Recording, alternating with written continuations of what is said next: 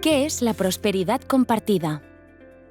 Cuando hablamos de prosperidad compartida, nos referimos a crecer económicamente reduciendo desigualdades.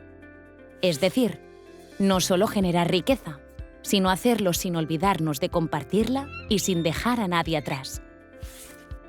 ¿Y cómo hacemos esto? Apostando por una economía de derechos para todas y todos, frente a la economía de privilegios para unos pocos. Defendiendo un crecimiento económico sostenible frente a la explotación ilimitada de los recursos e impulsando la transformación social frente al conformismo y la resignación. Trabajando para tener unos servicios públicos universales, de los que pueda beneficiarse toda la ciudadanía.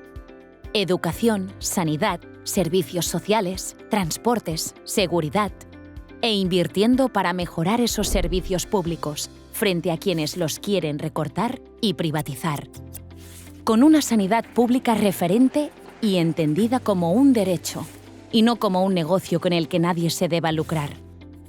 Con una universidad pública potente, que sea ascensor social, y no entendiéndola como un bien privado solo para el que se la pueda pagar.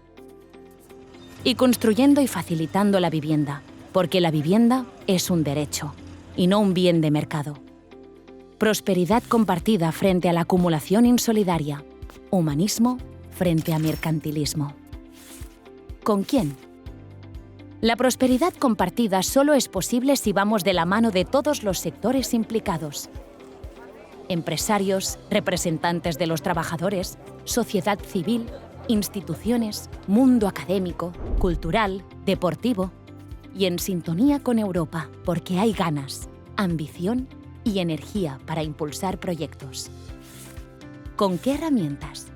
Apostando, tal y como hemos hecho desde el principio, por la política útil frente a la política de la confrontación, proponiendo, explicando y actuando, resolviendo problemas y no creándolos, con una política útil basada en convicciones, no en conveniencias, una política serena y sin ruido. Esto es la prosperidad compartida.